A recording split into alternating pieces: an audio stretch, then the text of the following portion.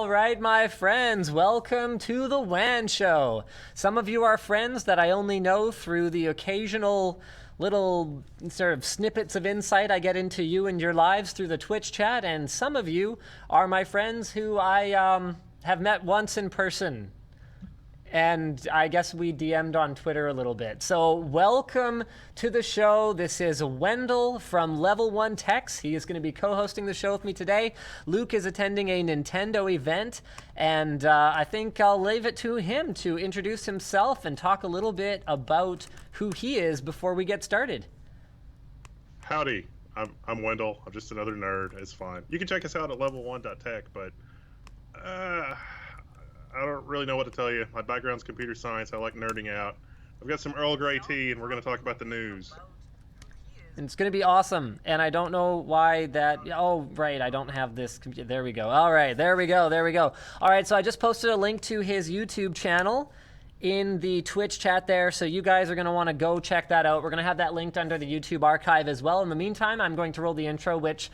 I spent most of the time prior to the show being late today putting our entire audio setup back together because, and this was a very ill-advised move on my part, I took it all off and unplugged it all about half an hour before the show was supposed to start because I was actually making a video about, Wendell, you would love this thing. Actually, you know what? Here, hold on a second. Let me see if I have my, oh, I do have it.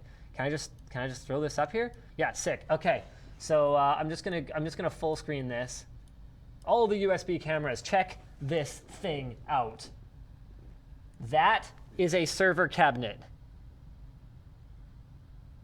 Wait, he can't see it. No, Wendell can't see it. He's on a different computer. Okay. Is it a four-post server rack that is amazing and magical? Hold on. Well, okay, they can see it. If you were watching the Twitch stream, then you'd be able to see it. Can you see it now? Is it the... Oh, that's the one that looks like a... yeah, that's from iStar USA. That's right. Yeah. That's, you know, there's a law firm. I'm aware of a law firm that bought one of those because of an unfortunate placement of a 24-port switch in their... Like, where the line came in for, like, their fiber or whatever. Right. Into one of the lawyer's offices, and he's like, this is uncalled for, and that totally is like a good solution for that. Yep, I think it's a great solution if you're looking to increase the sort of wife factor appeal of something like a you know, a bunch of audio recording gear. So basically I was trying to find every rack mount cool looking thing with lots of dials and switches on it and throw it in there, and I took pictures of where all the cables went because I have no idea how to set up our compressor, our preamp, our headphone amp for monitoring, and our mixer. I had no idea. Focusrite flew here to set it up for me. And so I forgot. Even taking a picture wasn't enough for me because I forgot that I had taken a picture of the front where there was also some very important stuff. So I put all the back stuff back together. I'm like, why isn't the monitoring working? Anyway, let's roll the intro, which doesn't work. And sorry, there's a bit of a delay on the line there. I'm sorry. No, I was going to say, it doesn't matter. You've got 465 people, so it's fine. Yeah, all right. We'll be right back. Intro time. Do. Yes, I haven't fixed this file yet. It has no audio. Do. That has a picture of Luke, but Luke's not on the show today because it's Wendell. Do. Okay, yep. And then I pause the thing. Okay, yep. Linus Tech Tips, and they have sponsors because otherwise they would not be able to pay their bills, which is cool, I guess. Okay, and we're back. So I've got a few people asking me to turn Wendell up a little bit. I'm going to turn you up a little bit, see if that makes them happy. Although a lot of people are saying it's perfect, 10 out of 10. So I'm going to go with that. And taking selective feedback. This is the new way, is it not? Taking the things you want to hear and focusing on those. How is it down in America? Actually, we don't get political on the show anymore, so you don't have to answer that. Yes. Yes. 27. I'm glad you asked. I'm just going to drink some more of this tea. That's code for, I don't know what's going on, help me. Fortunately, this tea isn't from Mexico, or I'd be paying 20% more for it now. So much for NAFTA, I mean. Yep. Okay, why don't we talk about something that is a far less political and less controversial subject that was, a source of less strife for you in the last little bit. You got to explain, why are you level 1 techs now? Well, See, there's much less drama, right? yeah, we kind of started over. I wasn't really sure. It was a lot of fun. I kind of like doing this, So I've been a consultant for the better part of a decade, and I do programming, and this sort of thing was fun to show off stuff. But we have this really amazing community, and so I didn't really want to abandon the community, as it were, because there's a lot of people in the community that are like IT pros, or they're students that are like coming up and they're like, oh, I don't know if I want to study computer science or if I want to get into networking or I want to do whatever. And it's like, well, maybe we could take a sort of different tack on this and do some, admittedly niche content, niche stuff. The Linux content was really popular. I got to meet some really amazing guys. I get to meet Eric, Raymond, and Tron Guy. You know Tron Guy. You've seen Tron Guy, right? I actually am not familiar with Tron Guy. Yeah, he's a meme. I'm sorry. If you Google Tron Guy. The meme. Okay, yes. Yeah. So it turns out that guy is an insanely brilliant mainframe expert. And so I met him and actually got to talk to him about System 390, and he works in a Hercules emulator. And he's just a fascinating, brilliant guy. And so it's just, level 1 is about that kind of stuff. It's about those kind of projects, because you never know, who the celebrity meme person is going to be that actually works on like a mainframe emulator. Yeah, so Star Wars Kid, he's a sound designer? Oh, I didn't know that. No. No, I think he ended up getting bullied and dropping out of school or something like that. I'm not sure exactly what happened there. Oh, well, that kind of sucks, I guess. Yeah, no, that's actually not very funny. The Linux videos have been good. Yep, okay. So are you going to touch on any of the, I'm sure people would love to hear your side of the story. The entire chat is going like, blah, blah, blah, tech syndicate this, tech syndicate that. Are you gonna talk about it? No, I don't think so. All right. It's just, it was fun while it lasted. This is a little bit different, and it is what it is. So, Having fun so far?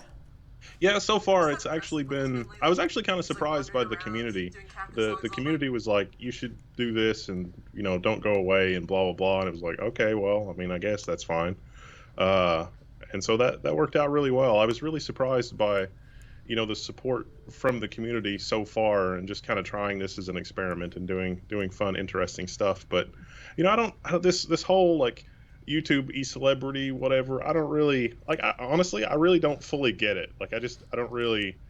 I'm just nerding out, and I guess the audience is along for the ride. So what, you don't get why someone might think that like Jenna Marbles is the most amazing person on earth, or I feel every time I make a video, there's that little voice in the back of my head that is like, you self-important blowhard, why are you doing this? This doesn't make any sense at all. And it's just like, well, it's like I'm spreading the gospel of open source and Linux and knowledge is power and all that kind of stuff. So I guess it's all right. Yeah, you guys, just from like a purely sort of, self-important blowhard sort of, really focused on being an e-celebrity sort of perspective, you guys are doing really well. For such a new channel, 130,000 subscribers, but more importantly than that, the last 4 videos are averaging about 30,000 views, give or take, each, or the last 5 or so, which means that a quarter of your audience is watching. Is interested. Yeah, everything you put up. For me, people can look at it and they'll go, oh yeah, he's got like 3.6 million subscribers, but we're averaging like 500, 600,000 views per video. So that means that like 1/7, and I'm not that great at mental math, so hopefully that's pretty close, but closer to a 1/6 or a 1/7. So those are like really, really impressive numbers. It's really kind of weird though, because like some of the content is really, really esoteric. Like we did like the SMB multi-channel video, And I can't imagine that anybody would have just a casual interest in that. But if you're a system administrator or somebody that's like been through that, banging your head against a wall, there's information in there that you can't get anywhere else because uh, nobody has bothered to write it up, and plus Microsoft's changed it like 12 different times. So but it's really dense technical information. So I guess that's good. And the Linux videos are kind of like that. But the storage server video, there's not really a lot of technical content in that. The first version of that was like an hour long, and it had a lot of technical information.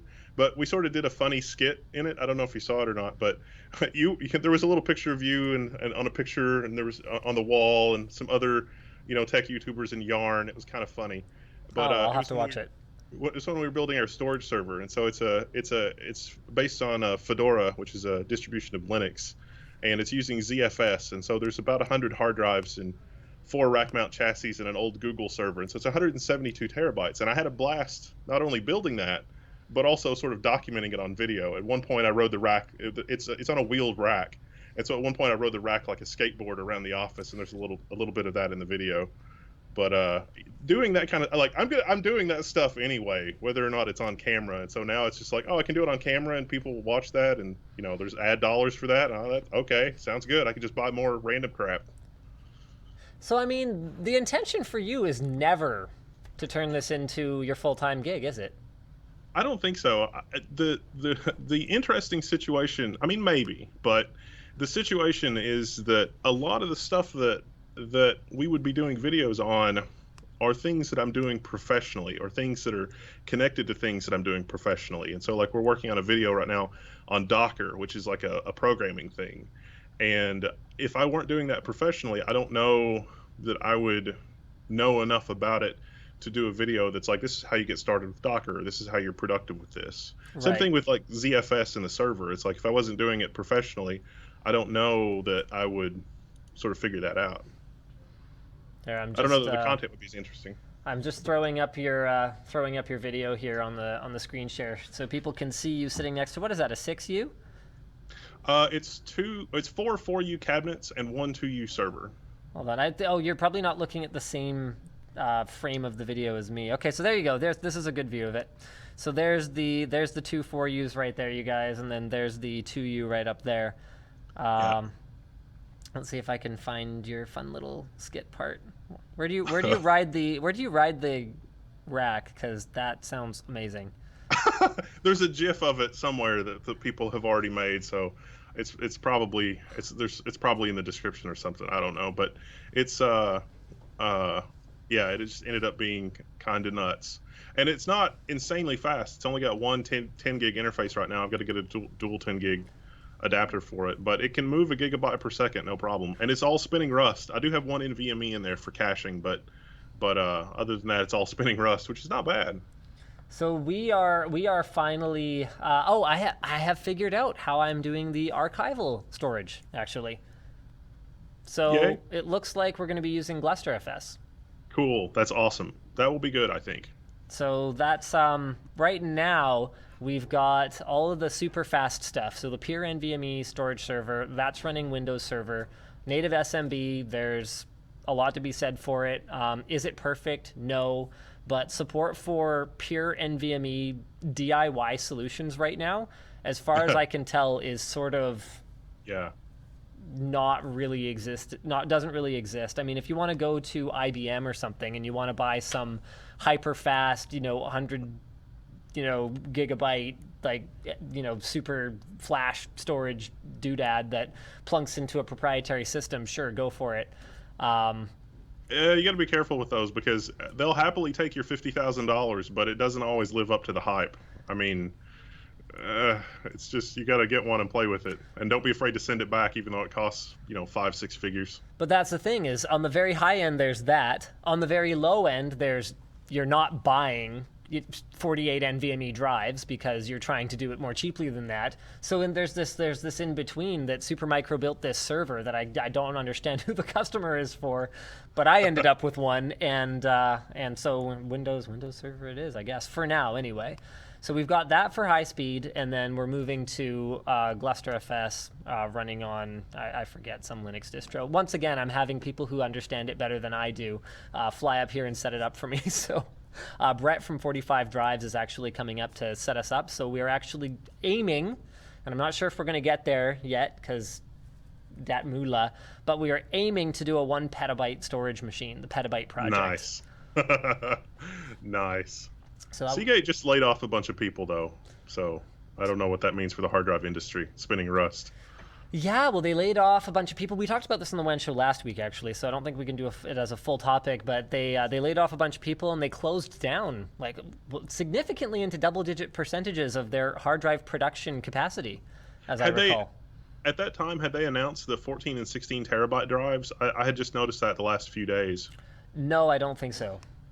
Yeah, they just announced 14 and 16 terabyte capacity drives, but I can't get any information out of them on the throughput of the drives because it seems like the capacity of the drives have been going up and up and up and up, but the throughput on the drives really hasn't improved all that much.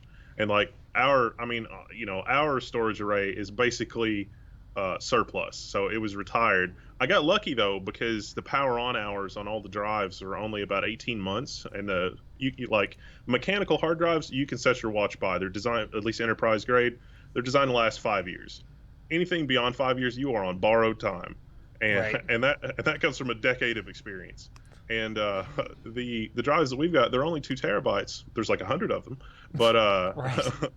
but the time to replicate them is really, really quick. Like those drives have a streaming performance or just transfer rate of like 150 megabytes per second, 140, 150 at the fastest part of the disk.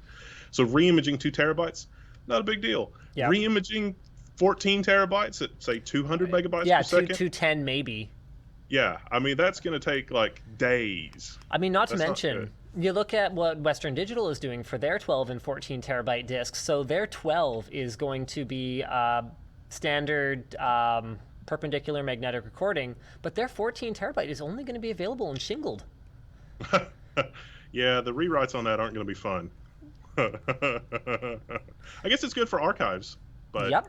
Which that's is about it. Which is exactly what we plan to be using stuff like that for. But yeah, it's gonna be a very interesting next few years. I mean, walking around in Seagate's booth at CES. I don't know if you were you down at CES or no? No, I skipped CES. I'm hoping to make it to Computex, but it's only 125,000 subs. I got to spend a couple of years growing my subscribers or whatever. Well, we'll try and throw a few your way today.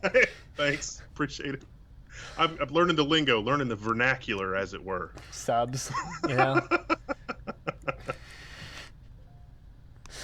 All right, so next topic of the day. I don't know if you looked at the video. I'm sure you didn't because you would have already known the answer to this. We did a video yesterday. I think it was yesterday. Yeah, yesterday.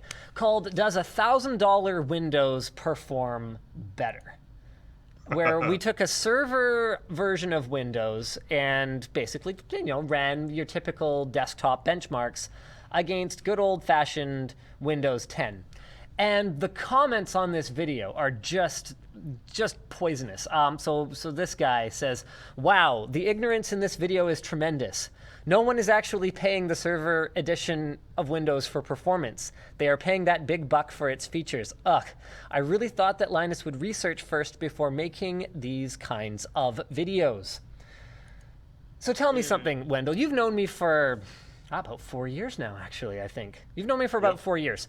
Do you think that I expected the server version of Windows to perform dramatically different from the desktop one? Yeah, probably not. Do you think there is a case to be made for making a video because perhaps somebody else, other than the host, might not know this? Yeah, that could come out. I could see that, maybe.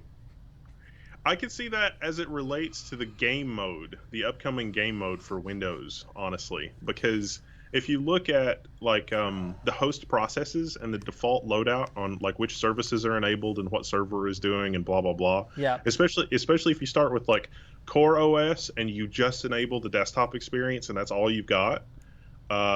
Depending on what you're doing, that can actually be faster. If you can do whatever you're doing without the desktop experience, then that would even be better. But for desktop workloads, you're probably going to need the desktop experience. You probably will. And honestly, the most frustrating thing about this is that, like, the very beginning of the video, I even point out old forum threads from back in the Vista days of people asking, does Vista Ultimate perform better? Oh, actually, I think that was true. I think that not Vista Ultimate, but I think that like Server 08 actually did perform better than Vista, because Vista was just a huge steaming pile of trash. I ran Vista for a long time. Maybe you just didn't have the horses. That's right. That might be true. I mean, it's possible. I mean, I wasn't trying to run Vista on a netbook either, though. So that, I mean, that was painful. You remember that when they were shipping netbooks with Vista? Yeah. Oh. Yeah. I tried to use one once. I was just like, this is ridiculous. So let's talk a little bit about Windows 10 game mode, because I've actually got, like, I'm sure you have the same video in the works, so it's going to be the race to who can make it first. But Windows 10 game mode versus those Windows 10 debloatify scripts that you can run versus stock Windows 10 out of the box. How interesting of a video is that going to be?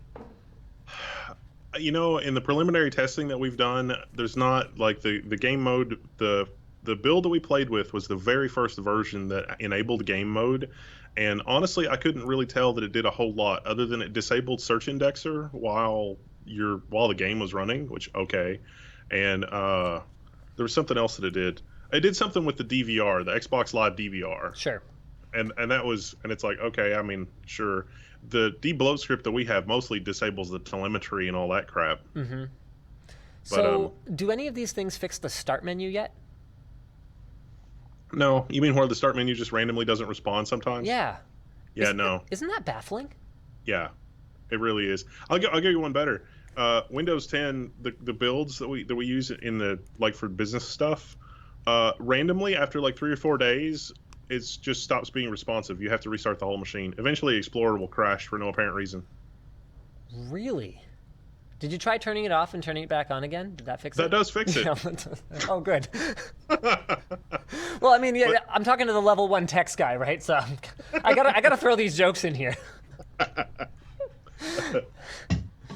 So in a nutshell, for those of you who aren't familiar with game mode, we've got an article here from Ars Technica that we got all of our information from because we don't do any actual research. But the idea behind it is improved resource allocation gives a boost to frame rates. And in a nutshell, they're saying that when game mode is active, the OS will lean towards allocating CPU and GPU resources to the game. I don't know what else it would be allocating GPU resources to, but who knows.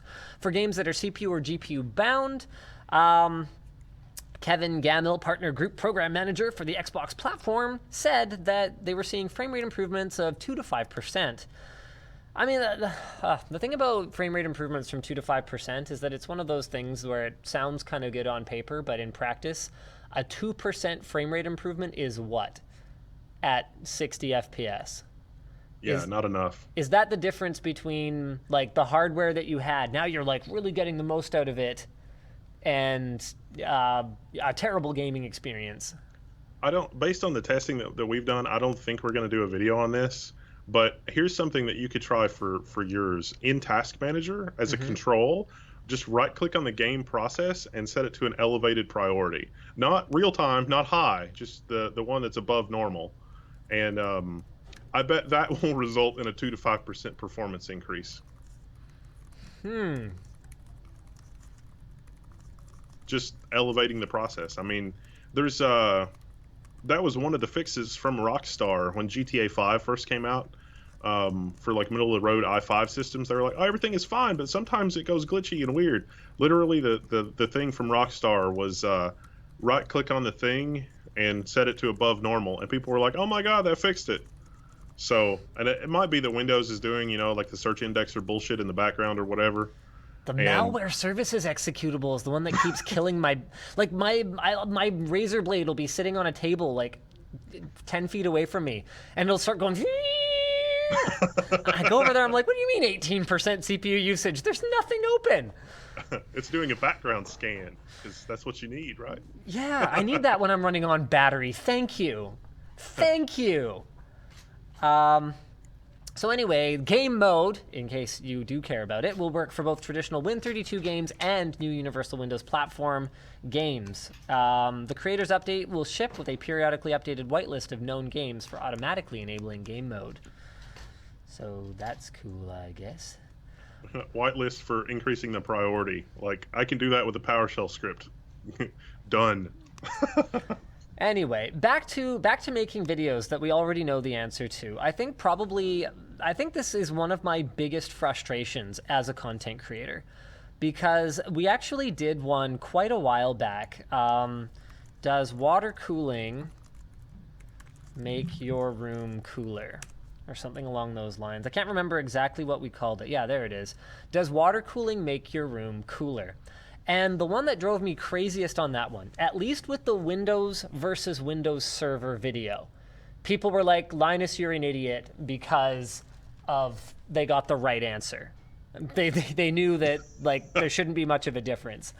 With this one, half the comments are, Linus, you're an idiot. Why would you think this? And the other half of the comments are, Linus, you're an idiot. Of course it makes your room cooler. How did you not know that?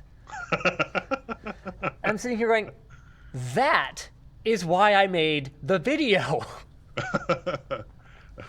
Now, I'm probably going to get some hate for saying this, but yeah.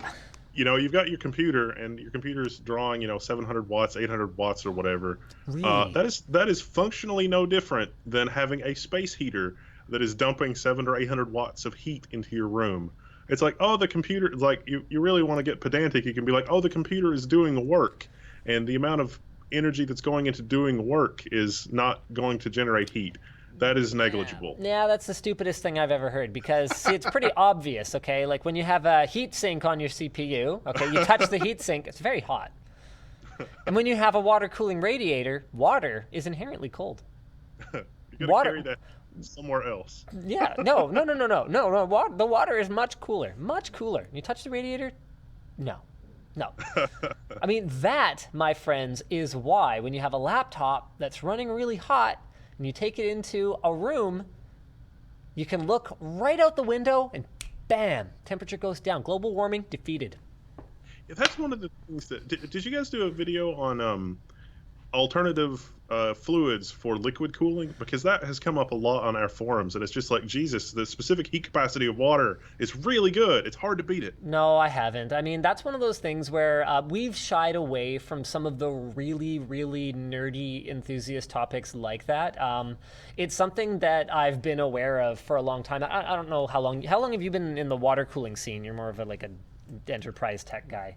I've never done a custom loop water cooler ever. Okay, so I've been in the custom water cooler scene since about 2006 or so, and back then the popular one was an additive called Water Wetter. That was an automotive additive, so people were putting that in their water cooling loops, and I think people were getting quite confused in those days, especially because there was a lot more misinformation. So people were putting Water Wetter in on the advice of friends, and Water Wetter it was advertised that it would help with cooling, but I think one of its more important characteristics was actually an anti-corrosive additive that was in it. Yeah. So back then, mixing metals, brass, copper, aluminum, even on the same piece, was a lot more common because people were actually pulling heater cores out of cars and using them as water cooling radiators. Yeah. So, okay. Apparently, Water Wetter is used in motorcycles. Apparently, that's what it's for. I thought it was automotive. Anyway, the point is that it has always been true, and it continues to be true today. Whether you're talking Fesser 1 or whether you're talking Fluid XP or whatever the case may be, pretty much any fluid that you put in a water cooling loop other than mineral oil, which I would strongly recommend against because it'll destroy the hell out of all of your gaskets and tubing. So please don't do that. Unless you're putting like mineral oil or what's it called? Fluorinert, that stuff from 3M? Yeah. Or Fluorinert or something into your tubing. Whatever you use will eventually become somewhat electrically conductive because that's just the way it works. All those cooler, Fluid XP is water-based. It just has some kind of glycol of some sort in it, and then it has something else in it. I can't remember. But eventually it'll pick up enough metal ions that it will become conductive. And the other thing is that the more you add to water, the worse it will perform. That's why if I'm actually building a water-cooled system that I actually intend to run for more than a couple of months as a showcase, then all I run is water with a couple drops of iodine or with a chunk of silver in it. That's the only thing you should use for the best performance. Yeah, and that makes sense chemically. I mean, you would want to use, even like the metal ions that the water picks up, the water itself is going to conduct electricity because the water becomes ionized. So you would, I mean, you probably, is there any mythology around using distilled water or something like that? Because it seems like that would also help it be more chemically stable. Yeah, a lot of people want to use distilled water in their loops. A lot of people say that's the best thing to use. Personally, we don't have particularly heavy tap water around here anyway, so I've always, you know what's really funny? Okay, we're digging up the stories now. So every time in a video you've seen me pull out a jug of distilled water and pour it into a water cooling loop, I am just appeasing the distilled water fanboys. That's tap water. I drank the distilled water. Or I found a jug somewhere. Like, it doesn't matter. It's fine. I won't tell anybody if you don't. Yeah, that's right. So yeah, there's that. And Twitch chat's freaking out. Yeah, no, it doesn't make a difference. You know what I do have to jump into now is our sponsor spots for the show today. We have gotten through almost no topics. It's amazing how much time you can kill just shooting the breeze. So our first sponsor of the day is Freshbooks. Freshbooks is the easy-to-use invoicing software that helps small businesses look professional and get paid faster. Though that's not to say that it's all about looking more professional. It actually makes you more professional when you track your expenses accurately and you track your hours accurately and you send your invoices on time and you have ways for people to pay. They've actually got a card reader now, so they've got a way to pay through the card reader. They've got a way to pay through the FreshBooks platform. All this stuff legitimately makes you more organized and more professional.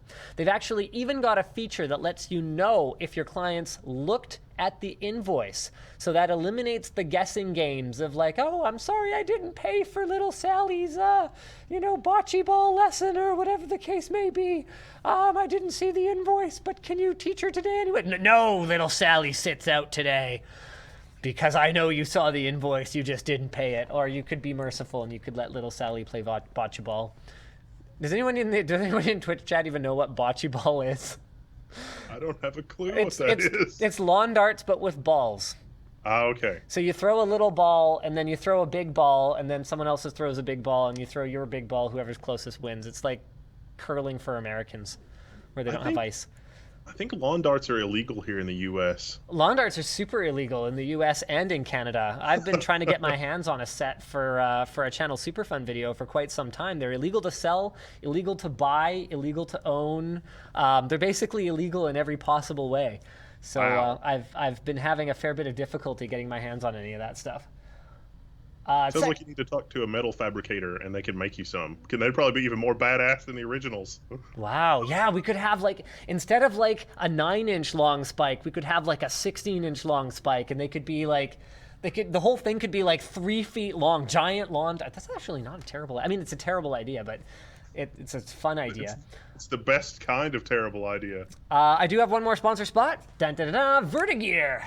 You can check out Vertagear's gaming chairs over at vertagear.com. So the one that I'm sitting in, this is the S line. There you go. So you got a little Vertagear logo over there. Just takes one person to assemble the chair. I'm not actually quite sure how that's a selling point. I've never had enough difficulty assembling a chair that I needed someone to help me, unless it was from IKEA, and that has nothing to do with the difficulty of assembling the chair and more to do with the documentation. It glides very smoothly on any surface. The tall backrest is meant for the neck, shoulders, and lumbar support. And like the Plus line, which I was supposed to tell you about first apparently, but the Plus line is the chair that Luke normally sits in. As you can see, there is no chair and there is no Luke. Like the Plus line, you can adjust the seat to fit your height. height. It's got an adjustable armrest, which is cushioned for the arm, as opposed to cushioned for your balls, I suppose, which is good because most people don't sit on the armrest, in order to prevent stress, relieve muscle strain, as well as any other shoulder or wrist pain. I don't know how the armrest affects wrist pain, but okay. The knob under the seat can be set in order to match your weight, so you can rock and tilt with ease, and that actually does work quite well. And the backrest can be changed from 80 degrees to 150 degrees. So you can check out their gaming chairs at vertagear.com or at the link below, which says video description. Don't copy this. Copy below and paste that, please. Thank you, Colton, for putting that in there. All right. So why don't we jump into some of our other topics here? What else do we got that's like interesting? I don't even know. This is like zoomed it's in. The post-CES slow season. It's been slow for us too on the news. I know. There's like nothing. I mean, ex-Verizon lawyer is now the chair of the FCC. Okay, so that's terrible. Let's wait and see what evil things he does before we make fun of him. Okay, sure. In the meantime, there's a link to the Ars Technica article that's from. Yeah. Okay. Man, oh man. Yeah. Okay. No, we don't. We've been cutting back on the political sort of nature of the show ever since we got sort of roasted for talking about nothing but Donald Trump for an entire episode of what is purportedly a tech show. Oh, the schadenfreude for my countrymen. All right. Oh, Vivaldi CEO calls on Microsoft to quote unquote do the right thing and stop aggressive edge pushing. So how excited do you get when you're sitting there using Windows, because I know using Windows gets all of your juices going. When you're sitting there using Windows 10 and you open up another browser and you get a little pop-up from the taskbar, it's all like, hey, did you know that Chrome is 22% faster than some arbitrary thing we pulled out of our butts? Edge. Did you know that Edge is... Did I say Chrome? Okay, Chrome. Yeah, Chrome's not faster than anything. That was obviously an error. It's been doing that. I mean, maybe it's because I'm on the insider build on the Windows machines that I have to use regularly. I'm not sure, but it's been doing that for like 6 months. But it's not just Chrome. It's been doing it with a lot of things. Yep. Even just like the Office pop-ups, and it's like, oh, let's get Microsoft Office and let's do a trial. But the version of Microsoft Office that I have is for developers, and so it's like, I've got Microsoft Office installed. Some dumbass programmer didn't take into account if you're running the developer version of Office. Yeah. So basically, it's addressing. So this is kind of the quote. So it addresses how Microsoft's anti-competitive practices create problems for the user. So John tells a story about how a friend of his had her PC upgraded from Windows 8 to Windows 10, with the browser being changed to Edge. And again, another quote, instead of building a better browser, Microsoft is forcing its product onto people in the most unapologetic manner. So I actually was planning to make a video about this. I switched to Edge for... Edge has better battery life. About 2 weeks, because I was trying to address the abominable battery life with Chrome. I'm a bit of a tab monster. This is something, I'm attending regular meetings. I'm working on it. I have a sponsor. So I'm a bit of a tab addict, and I mean, I was getting like a couple hours of battery on my laptop, which is like not very good. So I was like, okay, I heard from Microsoft that Edge has much better battery life. I'm gonna try it. It's just such a piece of garbage. I mean, just fundamental stuff, okay? And I don't know if this will happen on every machine, but on my machine, it definitely does. If I click a link in an email, in Gmail, in my browser, it manages to crash not only the tab that spawns, but also the tab with my Gmail in it. Maybe like 60% of the time. Like if I do a middle click. That's surprising. I'm sitting here going, this is ridiculous. How can anything be this unstable? And there's all kinds of just rendering issues, all kinds of crashing that, I mean, I don't know what browser to use anymore. What are you using? Chromium. Chromium is a build of Chrome with all the Google stuff stripped out. Yeah. And actually the Canary build, which is like Canary's the developer build of Chrome. It's like Chrome +1. It's like the next version. Yeah. There's a setting that you can tweak in Chrome so that non-active tabs don't get a CPU, And so like any okay. kind of like backgrounds, most of it's advertisers' fault, honestly. Yeah. Because there's like all kinds of JavaScript stuff like that running in the background of the tabs. That's what's chewing up your battery, because Chrome was like, yeah, sure, let's keep going. 8% of the battery to this tab. Sure, no problem. Yeah. And animations is also the thing. A lot of like when you implement animations with JavaScript, if you don't use like request animation frame, they'll just run continuously. Right. And so nobody knows to use request animation frame. So it's bad. But if you get the Canary version, there's a tweak that you can enable, and it may be, I think it's going to be in Chrome 56, 55, 56. I think 55's out now. It's probably going to be in 56. And when you enable that option, you should have reasonable battery life again from Super Mega. I too have a problem with a lot of tabs, and so yeah. Yeah, it's okay. You can join my support group if you ever move out to the West Coast. This is great. Just one person's complaint about Chrome really struck a chord with me. How is it even possible that they still do this bull crap where the first time you launch it, the address bar is here for some reason? Why? Yeah. Why? It's like nobody in the Microsoft UX team for Edge has ever heard of muscle memory. Ever. I think that this UI might be designed for geriatrics, because I could see how this might be easy for old people. You know what's really funny, though, is there's actually been... I'm trying to think of what the other thing that really had me thinking about that recently was. I don't remember if it was like an iPhone thing or an Android thing or a Windows thing, but I was going through this a little while ago where it kind of dawned on me, because I was sitting there thinking, this product is a piece of garbage. How could anybody like this? And then I went, wow, old people. That's it. And it was such an epiphany for me. All right, so HP laptops caught fire or something. I don't know. It's batteries catching fire feels like it's not even news at this point on a certain level. Yeah. Well, it's entropy. I mean, you cram a lot of energy in a small space. It can't wait to catch on fire. I mean, that's, again, back to physics. No, physics is boring. We don't talk about that on this show. No physics, no politics. You keep your physics in your politics, and you put it on level 1 text. We can talk about. Plan. We can. Yeah. Well, not the politics. We killed politics on our forum because the mods were like, "I'm tired and I want to go home," and it's like, okay, we'll eliminate politics as not related to tech, and they're peppy and happy again. It's really nice. It's great. So there's a bunch more details on the Nintendo.co.uk website about the Switch. So they've got like a whole like diagram and everything, game cards sold separately, technical specifications, all of this good stuff that Nintendo has been kind of keeping to themselves for the most part up until this time. Actually, don't know what Luke is learning at the event that he's at right now. But how excited are you about the Switch? Not at all. Oh, okay. Well, that was quick. Care to clarify why? I really like. So I grew up. I had a Nintendo, the original Nintendo, like the original one, and a Super Nintendo, and I really liked them. I really loved the titles, Zelda, Super Mario Brothers, all that. I really, really like that. Nintendo has screwed the pooch so much with community and like understanding the community and understanding who their consumer is, that I just don't care anymore. And it's really sad to say that. Like, I hate to be like that. Because like the NES Mini, like the NES Classic, whatever the new one is that came out that runs the emulator, and it's probably some version of Linux and whatever. $60, I might buy that, but I have a real hard time supporting Nintendo just because of the way like the Let's Plays and like the aggressive quote unquote protection of the IP. Right. It's like so I don't know.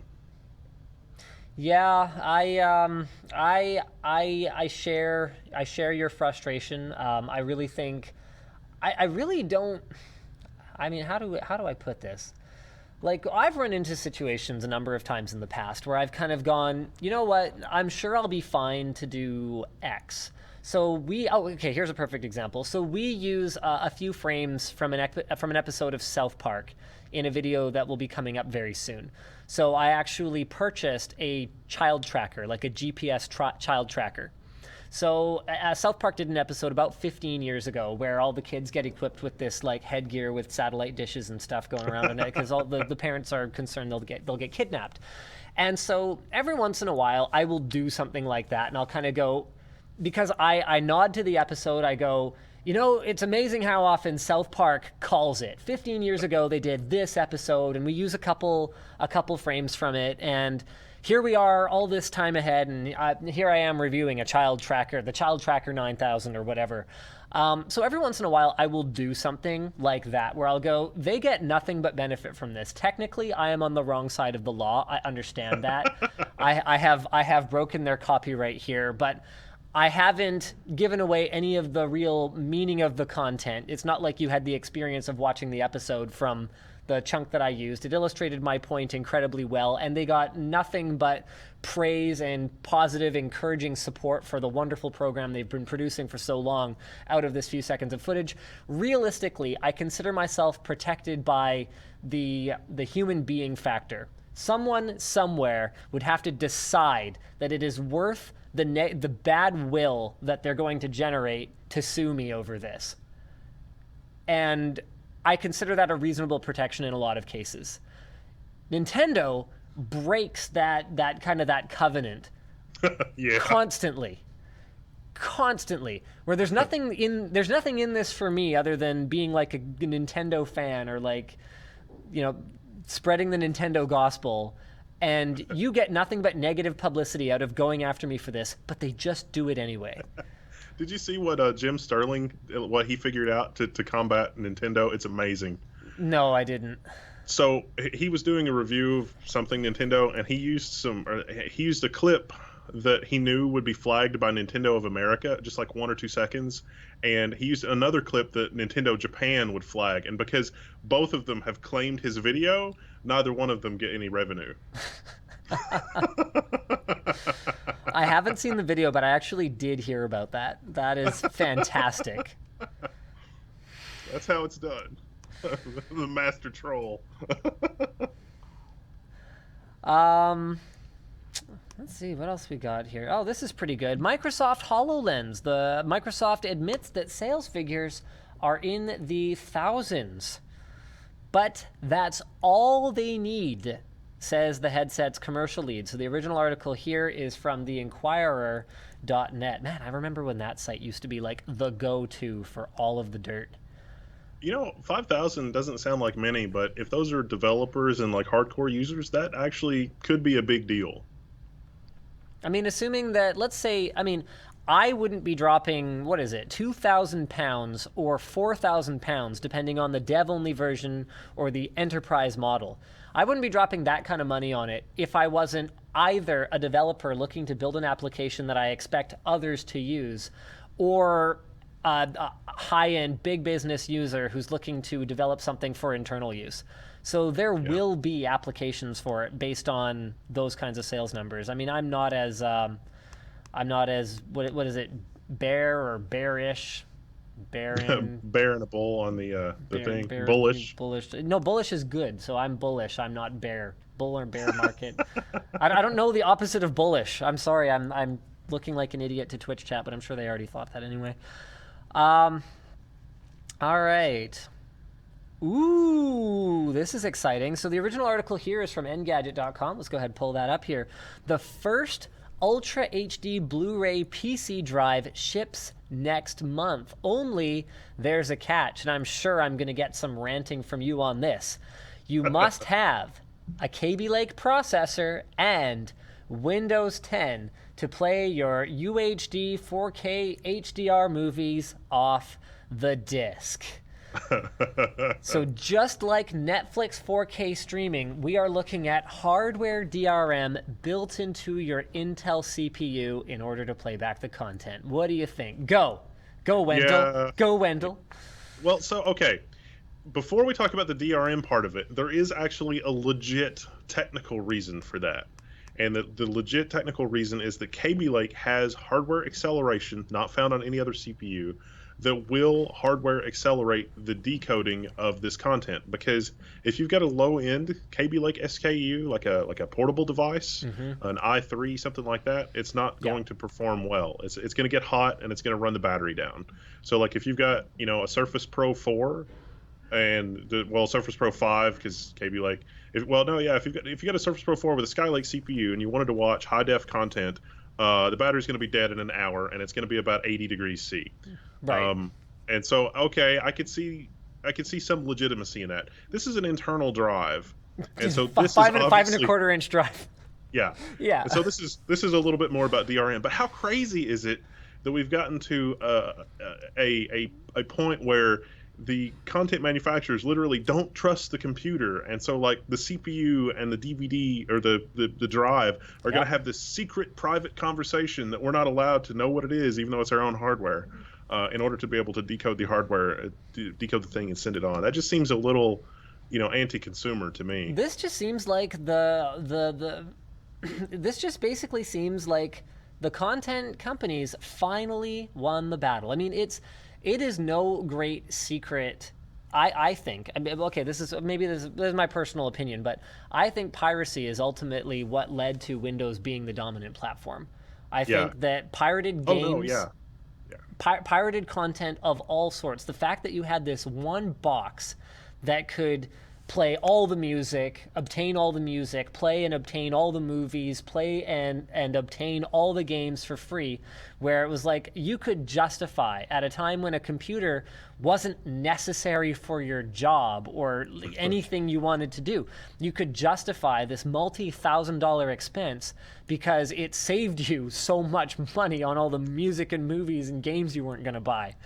I believe very strongly that that's a huge part of why Microsoft and Intel had their success. And it looks like they have finally given in and gone, okay, we're turning our back on the piracy, and we're kind of going, okay, we're going to hardware DRM this biatch. So there you have it then. That's pretty much it. I imagine at some point someone will find some way to defeat it. Oh yeah, no doubt. Defeat it, but it looks like this might be a bit more difficult than it has been in the past, at the very least. Well, the technical, I'm honestly not really worried about how difficult it is technically, but the political climate and the whole legal climate of that is really, really nuts. I mean, it's like manslaughter, you broke the copy protection on a movie. It's kind of the same things in terms of jail sentence and what you might be facing and stuff like that. I mean, how crazy is that? It's nuts. Yeah. I mean, I don't know if we've got time for it, but anecdotally, I'll confess, I'm a consumer whore, and I picked up all of the episodes of Star Trek: The Next Generation on DVD, the remastered ones from 35 millimeter. Bought them all, and I transcoded them to my media server. And I will tell you that I would not enjoy the content at all if I had not transcoded it to the media server. I've got all the content, I've got all the special features, I got everything.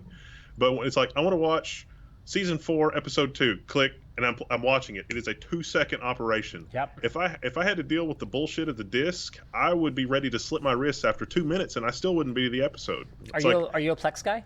Yeah, well, I've got Plex, but I've also been experimenting because Plex has done some weird stuff, and I'm experimenting with my sort of own home-cooked web thing. But yes, I love Plex, and we're going to do some videos on Plex. Kodi has gotten to the point where it will basically run as a full-fledged media server as well, and you don't really need the stuff with Plex. And you don't need the subscription or the account or anything with Plex either that you would need with Plex. So yeah, Plex threw a free subscription at me, so I'm just using it. I didn't make any videos about it or anything, but I was like, okay. Sometimes Plex is awesome, but I don't know, $5 a month. It's like, yeah, I've already. Yeah, I mean, I'm just frustrated because this means that all of the content, even some of that I've bought at 4K HDR, I am not going to get to enjoy in 4K. The good news is that all of those discs came with a regular Blu-ray, so I will watch that in the meantime, I suppose. Well, I've really, really enjoyed the crispiness of Star Trek: The Next Generation, the remastered stuff. They really did a nice job of that. I should watch it. I actually haven't watched Star Trek: The Next Generation since they were airing new episodes, like as a kid, sitting on the couch with my dad. So that would probably be worthwhile. It's just as magical. I mean, it's like they've done a really nice job. And it came from 35 millimeter, so they redid the effects, but they haven't. It was not like Star Wars. They Right. kept everything exactly the way that I haven't watched all of them from beginning to end, but I've watched some of my favorite episodes as I've had time, and I've been really really happy with it. And I'm really happy with the media server. Do you still spend about 60% of the time following the episode and 40% wondering how Patrick Stewart still looks the same? Yeah, he's kind of ageless, It's really amazing. All right. Well, on that note, our mutual admiration for Patrick Stewart gets to be the end of the show, I think, because I have a badminton class that I have to be at in 42 minutes, and it's about a 45-minute drive. So thank you very much for joining me on the show. Guys, you can find Wendell over at youtube.com/level1techs. I'm going to have that linked. Do you guys not have a vanity URL yet? I think it's just level1.tech. Oh no, there it is. youtube.com/c/level1tech. So I'm going to drop that in the Twitch chat. I'm going to have that in the video description. Don't miss their content, because they actually take this whole like pfSense, Linux, enterprise-y security stuff seriously, whereas I'm just like a chimp with a hammer. Well, no, wait. On last week's show, didn't you say that you hired a veteran IT guy or something? Yeah, but he's not quite like what you guys are doing either. But he's a lot better than me. But yes, we have 3 guys joining us soon. I think that just looking at your growth over the last couple of years, I think that will you'll be fine. You'll be fine. Oh, I'll survive. I'll just keep making ugly keyboards. That's my I think second fastest to 1 million view video ever. Is I put gold keycaps on a keyboard. I mean, people are upset with me about like clickbait titles and blah, blah, blah, blah, blah. And I'm like, yeah, I share your upset. I don't want that to be my best performing video of all time.